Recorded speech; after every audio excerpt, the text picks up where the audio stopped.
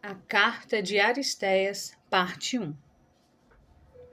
Como coletei material para uma memorável história de minha visita a Eleazar, o sumo sacerdote dos judeus, e porque tu, Filócrates, como não perdes a oportunidade de me lembrar, aprecias receber um relato dos motivos e objetos de minha missão. Tentei fazer uma clara exposição do assunto para ti, pois percebo que possuis um amor natural pelo estudo, uma qualidade que é mais alta possessões humanas, estar constantemente tentando aumentar seu estoque de conhecimento e aptidões, seja por meio do estudo da história ou pela participação pessoal nos eventos. Isso significa que, ocupando-se dos elementos mais nobres, a alma é estabelecida em pureza e, tendo fixado seu objetivo na piedade, o mais nobre de todos os objetivos, ela usa isso como seu guia infalível e, assim, adquire um propósito definido. Foi minha devoção à busca do conhecimento religioso que me levou a empreender a visita diplomática ao homem que mencionei, que era considerado na mais alta estima por seus próprios concidadãos e por outros, tanto por sua virtude quanto por sua majestade, e que tinha em seu poder documentos do mais alto valor para os judeus em seu próprio país e em terras estrangeiras para a interpretação da lei divina, pois suas 4 leis são escritas em pergaminhos de couro em caracteres hebraicos. Esta visita diplomática, então, realizei com entusiasmo, tendo, antes de tudo, encontrado uma oportunidade de pleitear com o rei em favor dos cativos judeus que tinham sido transportados da Judéia para o Egito pelo pai do rei, quando ele primeiro obteve posse dessa cidade e conquistou a terra do Egito. É importante também que eu te conte essa história, pois estou convencido de que tu, com tua disposição à santidade e tua simpatia pelos homens que vivem de acordo com a santa lei, muito prontamente ouvirás o relato que tenho o propósito de elaborar. Pois tu mesmo vieste recentemente a nós, vindo da ilha, e estás ansioso para ouvir tudo o que esteja apto para edificar a alma. Em uma ocasião anterior, também te enviei um relato dos fatos que considerei importante relatar sobre a raça judaica. O relato que obtive dos mais ilustres sumos sacerdotes da mais ilustre terra do Egito. Como és tão ávido por adquirir conhecimento das coisas que podem beneficiar a mente, sinto-me incumbido de comunicar-te toda a informação que tenho em meu poder. Eu deveria sentir a mesma obrigação em relação a todos que possuem a mesma disposição, mas sinto obrigado especialmente em relação a ti, pois tem aspirações que me são muito nobres e és meu irmão não somente em natureza, não menos que em sangue, mas és um comigo também na busca do bem. Pois nem o prazer derivado do ouro, nem de qualquer outra das posses que são estimadas pelas mentes rasas, confere o mesmo benefício que a busca da cultura e do estilo e do estudo que expandimos ao retê-lo. Mas para que eu não te enfade com uma introdução tão longa, passarei imediatamente à substância de minha narrativa. Demétrio de Faler, um presidente da biblioteca do rei, recebeu grandes somas de dinheiro com o propósito de coletar, até onde possível, todos os livros do mundo. Por meio de aquisição e transição, ele cumpriu o propósito do rei. Em certa ocasião, quando eu estava presente, ele foi perguntando: quantos milhares de livros há na biblioteca? Ele respondeu: mais de 200.000, ó rei, e farei esforços no futuro imediato para reunir também o restante, para que o total de 500.000 livros sejam alcançados. E fui informado de que as leis dos judeus merecem ser transcritas e merecem um lugar em tua biblioteca. O que te impede de fazer isso? Replicou o rei. Tudo o que é necessário foi colocado à tua disposição. Elas precisam ser traduzidas, respondeu Demétrio, pois no país dos judeus usa-se um alfabeto peculiar, assim como os egípcios também têm um modo especial de escrever as letras, e fala-se um dialeto peculiar. Supõe-se que falam a língua síriaca, mas este não é o caso. Sua língua é totalmente diferente. E o rei, quando entendeu todos os fatos do caso, ordenou que uma carta fosse escrita para o sumo sacerdote judeu, para que seu propósito, que já havia sido descrito, fosse cumprido.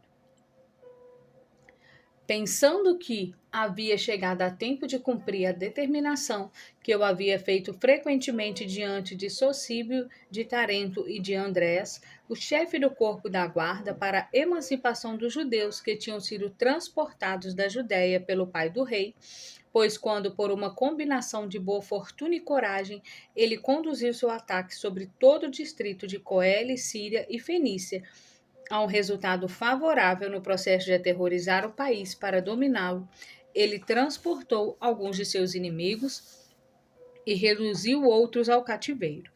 O número daqueles que ele transportou do país dos judeus ao Egito é de não menos que 100.000. Destes, ele armou 30.000 homens escolhidos e os estabeleceu em guarnições no interior do país.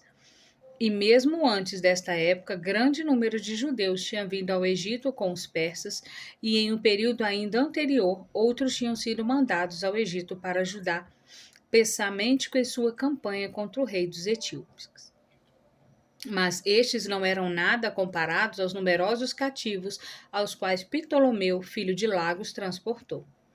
Como já havia dito, Ptolomeu escolheu os melhores destes, os homens que estavam no auge da vida e se distinguiam por sua coragem, e os armou. Mas a grande massa dos outros, os que eram velhos demais ou jovens demais para este propósito, e também as mulheres, ele reduziu à escravidão. Não que ele desejasse fazer isso por sua livre vontade, mas foi compelido a isso por seus soldados, que os reivindicaram como recompensa pelo serviço que tinham prestado na guerra. Tendo, como já havia sido afirmado, obtido uma oportunidade para assegurar sua emancipação, dirigiu-me ao rei com os seguintes argumentos: não devemos ser tão desmedidos a ponto de permitir que nossos atos deem mentira às nossas palavras. Como a lei que desejamos não apenas transcrever, mas também traduzir, pertence a toda a raça judaica, que justificativa podemos encontrar para a nossa visita diplomática, enquanto uma quantidade tão vasta de judeus permanece em estado de escravidão em teu reino?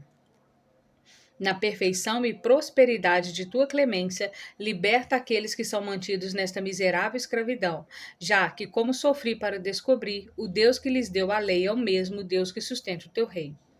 Eles adoram o mesmo Deus, o Senhor e Criador do universo, como todos os outros homens, como nós mesmos, ó Rei, embora nos dirijamos a ele por nomes diferentes, tais como Zeus ou Diana.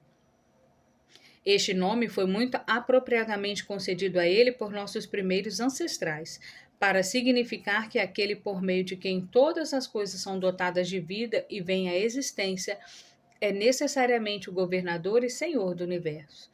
Dá a toda a humanidade um exemplo de magnanimidade, libertando aqueles que estão em escravidão.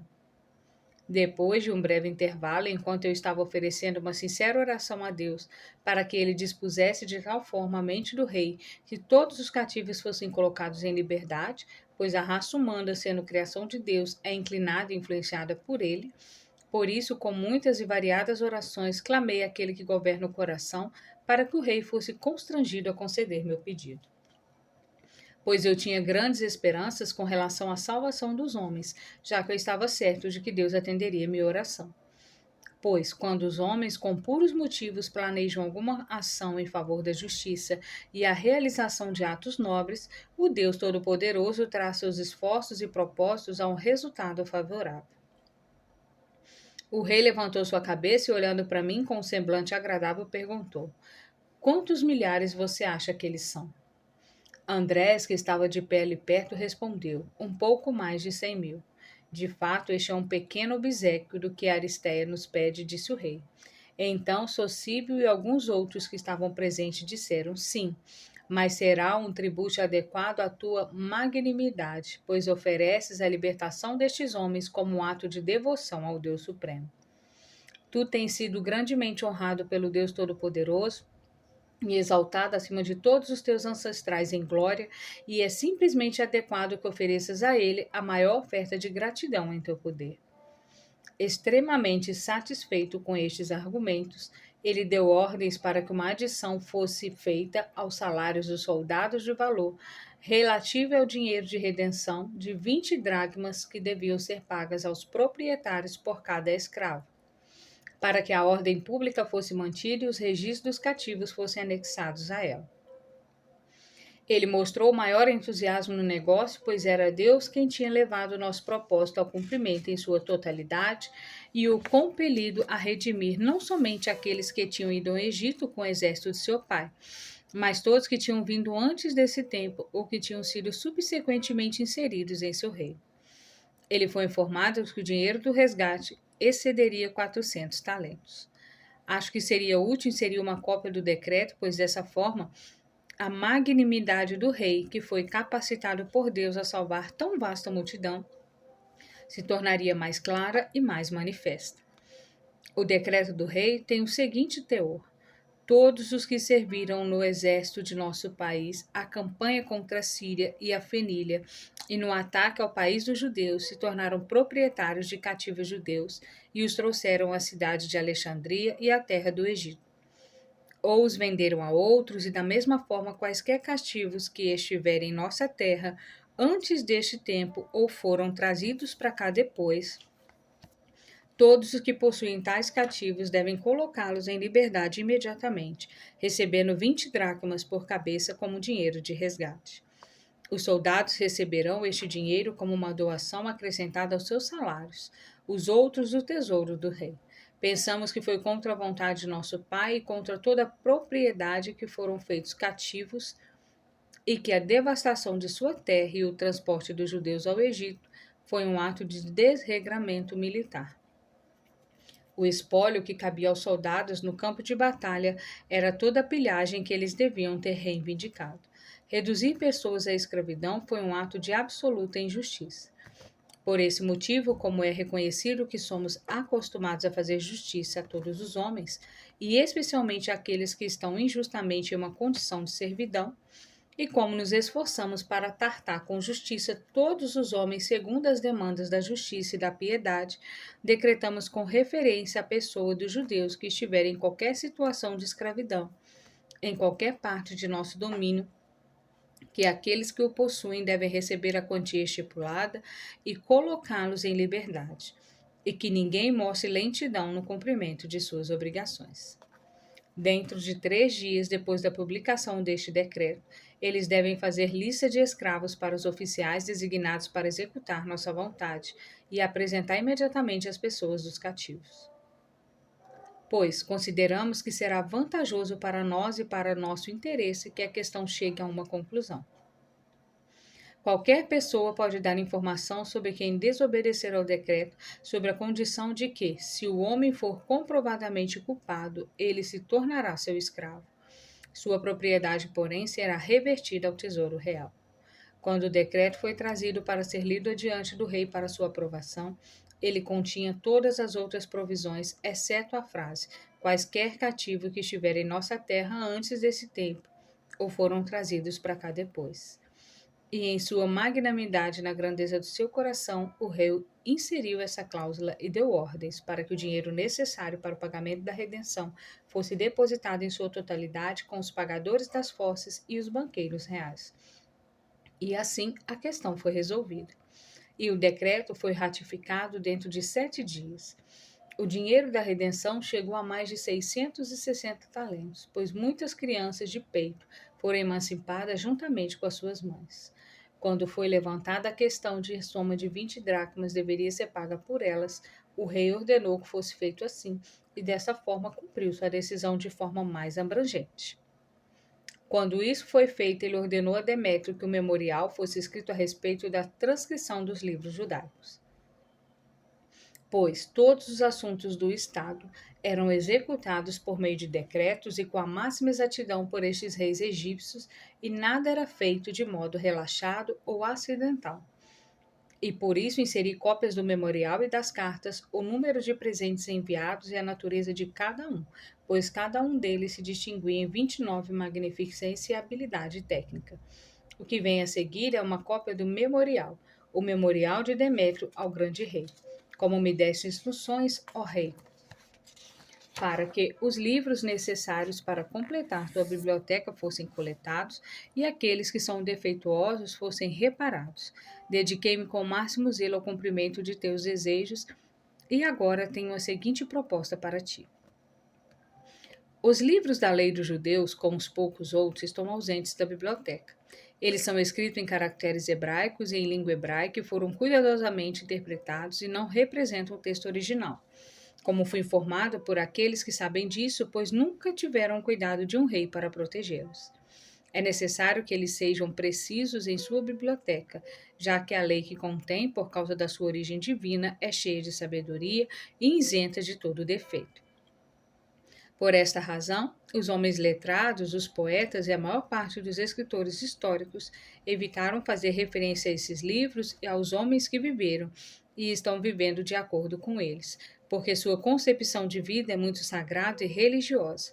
Como Hecateu de Adibera diz: se for do teu agrado, ó rei, uma carta deve ser escrita ao sumo sacerdote de Jerusalém, pedindo-lhe para enviar 6 anciãos de cada tribo. Homens que viveram a vida mais nobre são os mais habilidosos em sua lei, para que encontremos os pontos nos quais a maioria deles está de acordo. E assim obtenhamos uma tradução acurada para que possamos colocá-la em um lugar compíscuo em um modo digno da própria obra e de teu propósito.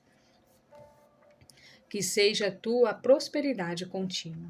Quando este memorial foi apresentado, o rei ordenou que uma carta fosse escrita a Eleazar sobre o assunto, dando também a notícia da libertação dos judeus cativos. E ele deu 50 talentos de ouro e 70 talentos de prata e uma grande quantidade de pedras preciosas, tigelas, frasco, uma mesa e copos para libação. Ele também deu ordem àqueles que tinham a custódia de seus cofres para deixar os artífices fazer uma seleção de materiais de que poderiam precisar para este fim, e ordenou que 100 talentos em dinheiro fossem enviados para oferecer sacrifícios pelo templo e por outras necessidades. Dar-te-ei um relato completo do trabalho depois que colocar diante de ti cópia das cartas. A carta do rei tem o seguinte teor: o rei Ptolomeu envia saudações ao sumo sacerdote Eleazar. Como há muitos judeus estabelecidos em nosso reino que foram trazidos de Jerusalém pelos persas no tempo de seu poder, e muitos outros que vieram com meu pai ao Egito como cativos, grande quantidade desses ele colocou no exército e pagou salários mais altos que de costume. E quando provou a lealdade de seus líderes, construiu fortalezas e os encarregou de intimidar os nativos egípcios. E eu, quando subi ao trono, adotei uma atitude bondosa em relação a todos os meus súditos, mas particularmente em relação àqueles que eram teus concidadãos. Coloquei em liberdade mais de 100.000 cativos, pagando aos seus proprietários o correto valor de mercado por eles, e se algum mal tiver sido feito ao teu povo pelas paixões da multidão, fiz a reparação. O motivo que estimulou minha ação foi o desejo de agir piedosamente e oferecer ao Deus Supremo uma oferta de ação de graças por manter meu reino em paz e grande glória em todo o mundo. Além disso, aqueles de teu povo que estavam no auge da vida, recrutei para meu exército, e aqueles que eram adequados para serem ligados à minha pessoa e dignos de confiança da corte, estabeleci em posições oficiais. Ora, como estou ansioso para mostrar minha gratidão e esses homens aos judeus de todo o mundo e às gerações vindouras, determinei que tua lei seja trazida da língua hebraica, que é usada entre vós, para a língua grega, para que estes livros sejam adicionados aos outros livros reais em minha biblioteca.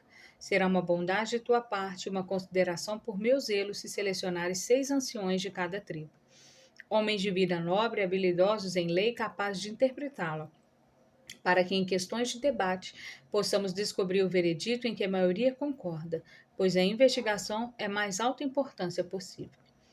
Espero alcançar grande renome pela realização desta obra.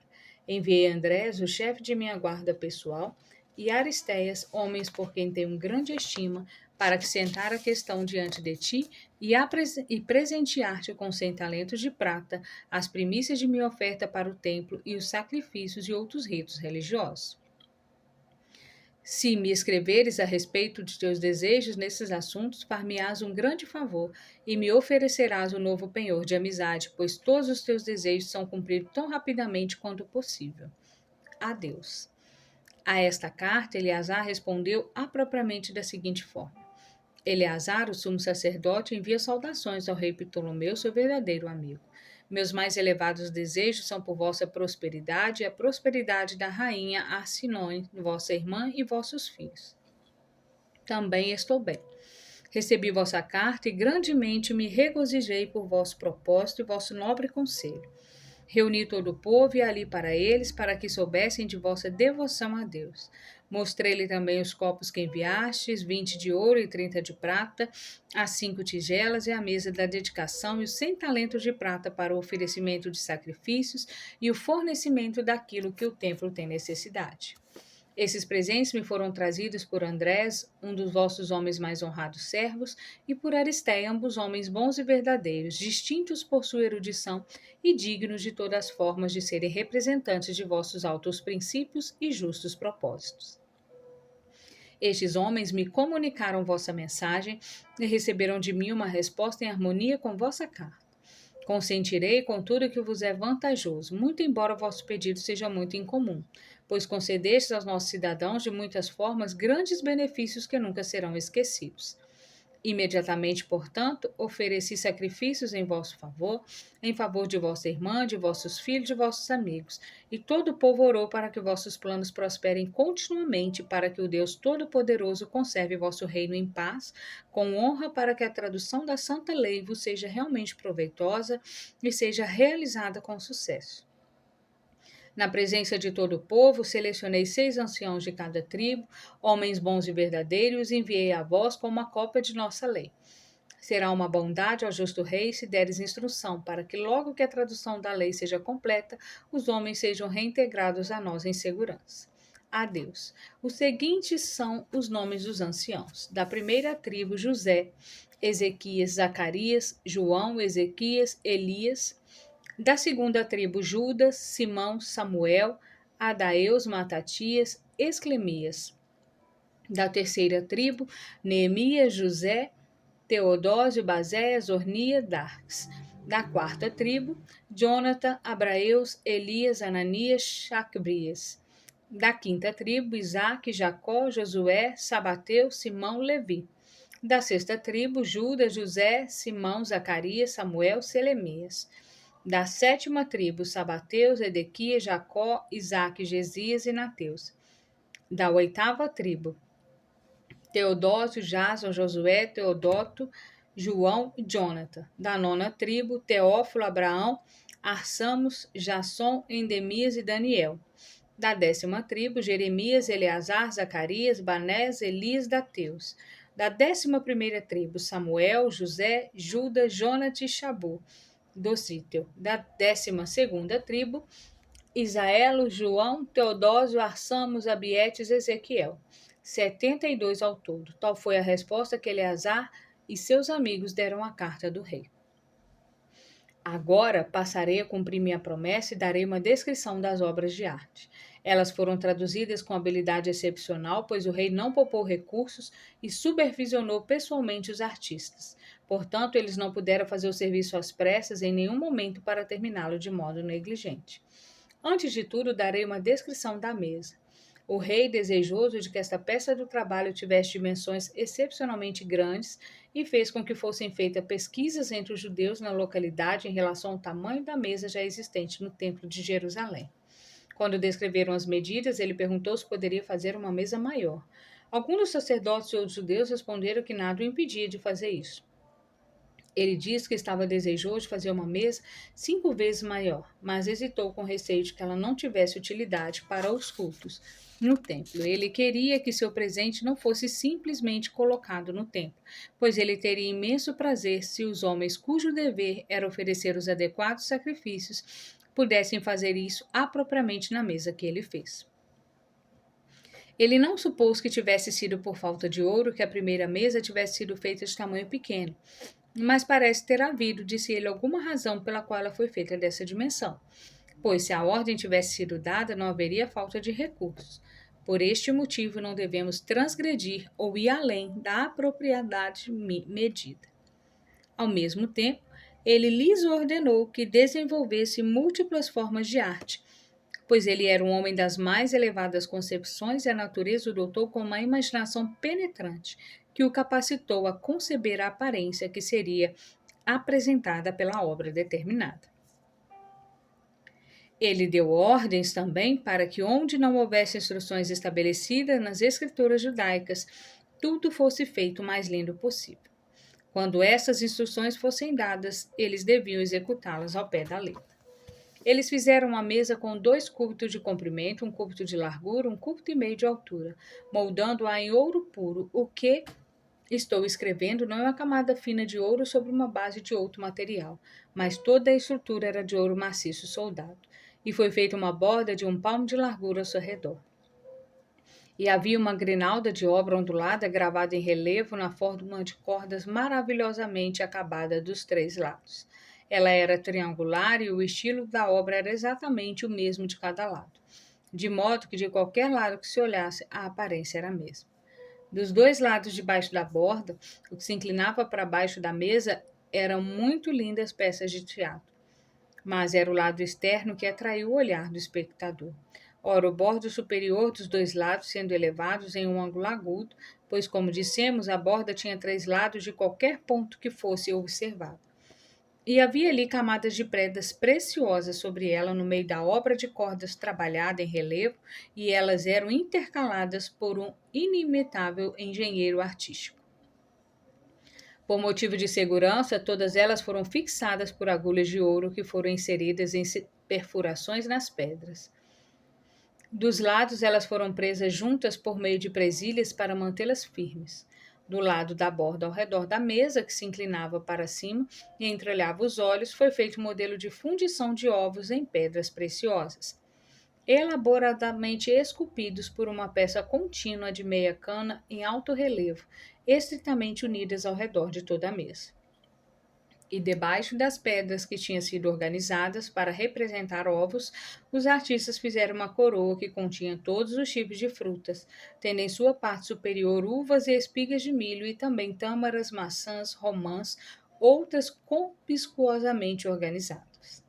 Essas frutas foram feitas de pedras preciosas, da mesma cor das próprias frutas, e foram presas lateralmente ao redor de todos os lados da mesa, com uma faixa de ouro. E depois que a coroa de frutas foi colocada, do lado inferior foi inserido um outro arranjo de ovos em pedras preciosas e outra meia cana e outra obra trabalhada em relevo, para que ambos os lados da mesa pudessem ser usados de acordo com o desejo de seus possuidores. E por esta razão a obra ondulada e a borda foram estendidas até os pés da mesa.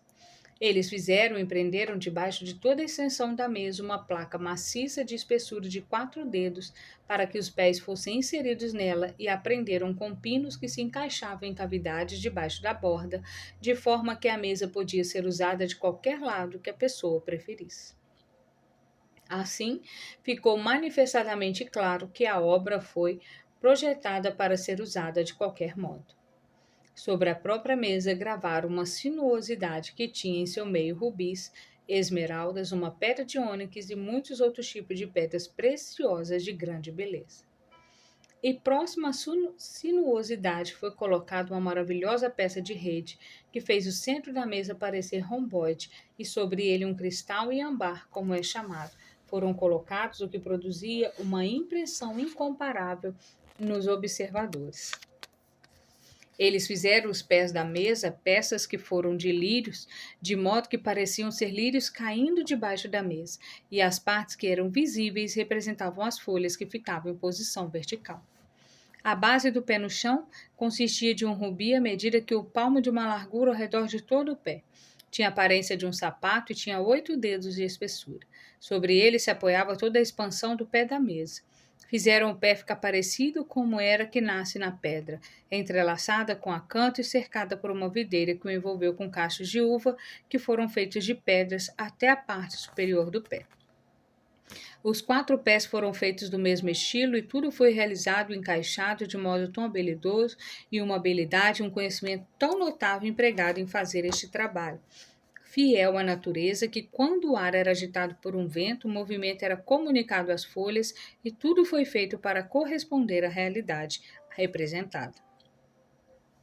E fizeram a parte de cima da mesa em 3 peças como um tríptico, de forma encaixados e embutidos com espichos ao longo de toda a largura da peça, que o encontro das juntas não podia ser visto ou descoberto. A espessura da mesa não era de menos de meio cúbito, de modo que a obra toda deve ter custado muitos talentos. Como o rei não quis aumentar o tamanho da mesa, ele gastou nos detalhes, a mesma quantia de dinheiro que teria sido necessária se a mesa tivesse dimensões maiores. E tudo foi realizado de acordo com o seu plano, de um modo muito maravilhoso e notável, com arte inimitável e beleza incomparável. Das tigelas para a mistura, duas foram feitas de ouro e a partir da base para o meio foram gravadas com obras em relevo na configuração de escalas e entre as escalas pedras preciosas foram inseridas com grande habilidade artística. Então foi feita uma sinuosidade de um cúbito de altura com a superfície cravejada de pedras preciosas de muitas cores, revelando grande empenho artístico e beleza. Sobre isso foi feito um mosaico trabalhando na forma de um rombo, tendo uma aparência semelhante à de uma rede chegando até a borda. No meio, pequenos escudos feitos de diferentes pedras preciosas, colocadas alternadamente e variando em tipo, como não menos de 4 dedos de largura, realçavam a beleza de sua aparência. No alto da borda havia um ornamento de lírios em flor e cachos de uva que, se entrelaçados, foram gravados ao redor. Esta, então, foi a construção das tigelas de ouro e cada uma tinha capacidade para 1/4 de barril. As tigelas de prata tinham superfície lisa e foram maravilhosamente feitas como se tivessem sido planejadas para terem aparência de vidro, de modo que tudo que era colocado perto delas era refletido ainda mais claramente que em espelhos. Mas é impossível descrever a real impressão que estas obras de arte produziam na mente quando foram terminadas. Pois quando estes vasos foram terminados e colocados lado a lado, primeiro uma tigela de prata e depois uma de ouro, sua aparência era indescritível e aqueles que vieram vê-la não foram capazes de se libertar do espetáculo brilhante e extasiante. As impressões produzidas pelo espetáculo eram de tipos variados. Quando as pessoas observavam os vasos de ouro, e suas mentes faziam um panorama completo de cada detalhe da obra. Suas almas palpitavam maravilhosas. Novamente, quando a pessoa deseja dirigir seu olhar para os vasos de prata, estando à frente deles, tudo parecia brilhar subitamente em todo o lugar onde a pessoa estava, o que proporcionava um prazer ainda maior aos observadores. É realmente impossível descrever a beleza artística das obras. Os frascos de ouro foram gravados no centro com guirlandas de videira, e sobre as bordas teceram uma guirlanda de hera, murta e oliveira em obra de relevo e inseriram pedras dentro dela. As outras partes da obra em relevo foram feitas em padrões diferentes, pois consideraram uma questão de honra completar tudo de um modo digno da majestade do rei. Em uma palavra, pode-se dizer que nem o tesouro do rei, nem de qualquer outro rei haviam obras que se igualassem a esta em dispendiosidade ou em habilidade artística, pois o rei empenhou não pouca reflexão sobre elas, pois quis ganhar a glória pela excelência de seus projetos. Muitas vezes ele negligenciou seus assuntos oficiais e passou seu tempo com os artistas em sua ansiedade de que terminassem tudo de modo digno do lugar ao qual os presentes seriam enviados. Assim, tudo foi realizado em uma grande escala, de um modo digno do rei, que envia seus presentes, e do sumo sacerdote, que era o governador da terra. Não houve economia de pedras preciosas, pois não menos de 5.000 foram usadas e eram todas de tamanho grande. A mais excepcional habilidade artística foi empregada, de modo que o custo das pedras da mão de obra foi 5 vezes mais que o custo do ouro. Dei-te essa descrição dos presentes porque achei necessário.